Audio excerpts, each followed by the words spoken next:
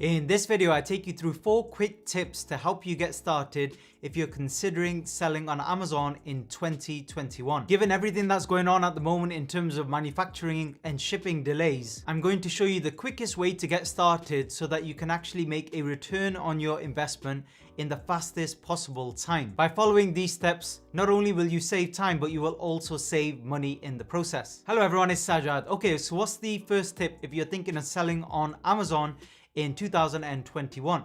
The first tip is with regards to shipping.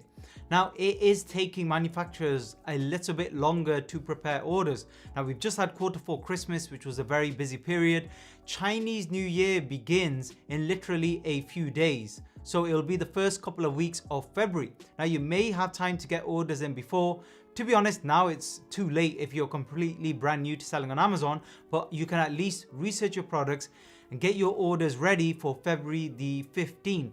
That time is when you can place your first orders. But the tip I have for you is to concentrate on air shipping if you're a complete beginner. I highly recommend this. There are millions of products that sell on Amazon very well that are lightweight products. Now, if you concentrate on this first, then when you actually invest your money into a potential product, you could literally have sales within 7 to 10 days. I've just launched another new product only a few days ago, and on the first day I was making sales, PPC sales and organic sales, because demand for certain niches and products is so high at the moment. Now, I've created a brand new YouTube channel that is only Amazon FBA tutorials, where I go through many aspects of the business step by step, and these are completely free tutorials for you to watch. If you're interested, it's the first link in the description below.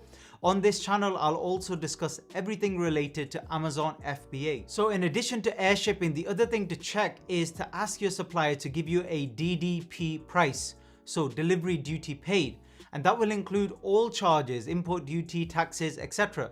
And that will actually save you a lot of hassle as well, because you need to get your landed cost. So that's the cost of one unit of your product, including shipping and taxes. You need all of that before you can determine whether your product is going to be profitable selling on Amazon, whether it's here in the UK or anywhere else in the world. The second tip I have for you is to watch your margins. This is more important than ever in 2021.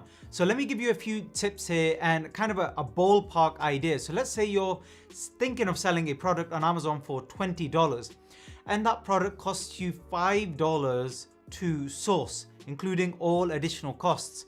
Usually, typically the FBA fees will be around $4 or $5. So let's call it $5 or £5 for this example.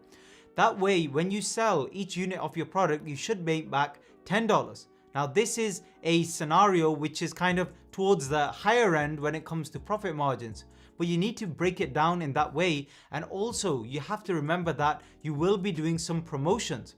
And with a lot of my products long term, I'm always running a little bit of Amazon PPC. To give you a ballpark, let's say you're selling $100 of a particular product. A rough ballpark estimate that you can use is around $25 of sales will be from Amazon PPC long term. So around 20 to 25% of your sales. So if you reverse engineer from there, what you'll realize quickly is if $25 are from PPC long term, 75 are from organic sales, meaning no promotions, no sponsored ads. They're just people buying from the Amazon marketplace. So if 25 are from PPC directly, usually a typical ACOS will be anywhere between 20 and 40%. By the way, if you don't know what ACOS is and you want more in-depth Amazon PPC tutorials, again, I already have some on my new channel and I'm adding every day. Link in the description below, and also in the top right-hand corner of this video, you'll also see the link to my new Amazon FBA specific channel. So if $25 are from PPC and ACOS is anywhere from, let's say, 20 to 40%, then you can estimate that to make that $25 in sales, it's probably going to cost you around $10. But think of it overall. So that's $10 of promotions to get $100 in sales. Because remember, PPC actually boosts your organic sales as well long term. So that's what you'll be budgeting long term. Now, if you go back to our profit equation, and that's kind of like 10%, 15%, we have to add that into the $20. So that will take off, let's say, another $2, $3 from that $20 price. So our net profit rather than $10 will be about $7 or $8. But if you're aiming for a return on your investment, an ROI of 100% plus on any potential product, then you don't have to worry about promotions. They're not going to eat into your profits too much. But you have to work out your margins beforehand. Don't just go after a product because it's very easy to source, or the demand is very high, or it's very popular right now. Look at the margins. That's the most important thing, because you will want to make as much money as possible on your original investment and then multiply it over and over again as fast as possible. That's why I said in tip number 1, don't do sea shipping as a beginner, because it'll take you 6 months or more to get back that return on your investment typically. So tip number 3 is to embrace trends. I just talked about profit margins, and the way I think of it, can't think of a better analogy to be honest, is if you think of a hybrid car, what's usually happening is it's mostly running on electric and a little bit of petrol. So I discussed with you before organic sales and promotional sales.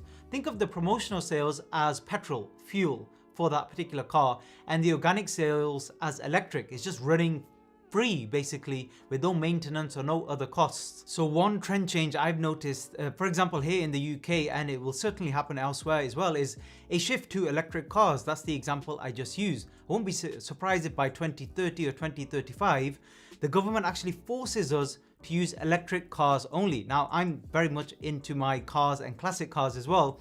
One long-term plan I had was to invest in some classic cars, but there's not really any point doing that if you can't even use them on the roads, or it's illegal. You're only really gonna keep them in museums from now on.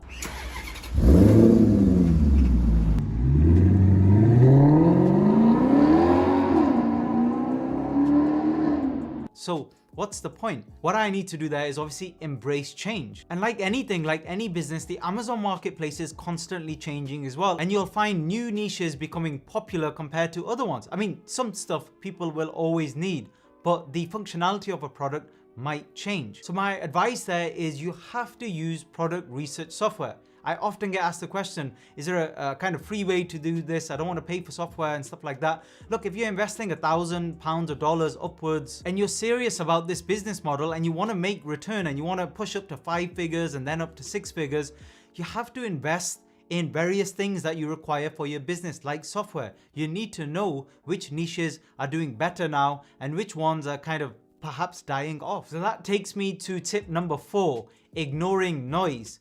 Now this is a massive problem that I've noticed in the last kind of 12 months or so since the onset of the lockdowns. You get more and more people now interested not only in online business but also spending a lot more time on YouTube, watching different types of videos, which is fine. But one thing you have to be careful with is distractions and noise. One thing I'm seeing trending a lot more on YouTube, and I understand why, is people talking about trying Amazon and then failing and making a loss on their first set of products or not doing well. But make sure you look through their channel, because you'll find that afterwards they actually did successfully sell on Amazon and create a viable business.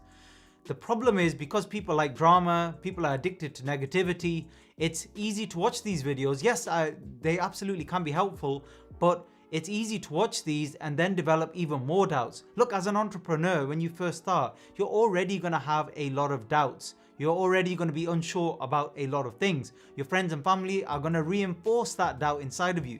Don't make it 10 times worse by watching negative videos online. Yes, you need a kind of balanced view, and that's fine, but just be careful not to get too entangled in the obstacles and costs. Look, this is business. There's going to be obstacles, but if you want to be successful and you want to be that top kind of 1% to 3% of people, you're going to be the person that overcomes those obstacles, the person that makes those mistakes but carries on going and is persistent and doesn't give up. So a bit of a mindset kind of point there for you, but just be very aware of that. And also, don't waste this time. This is a fantastic opportunity for you to get ahead of everybody else. If you're at home at the moment, you're not able to go to work, or you're not able to study right now if you're a student, don't waste that time. Learn new skills, whatever it might be, and get ahead of everybody else. Take that opportunity right now. There's really no excuse. And just remember again, the link to the Stealth Amazon FBA channel is below, and I'll link it in the top right hand corner as well of this video. And I look forward to seeing you on there for more Amazon tutorials. Thanks very much for listening.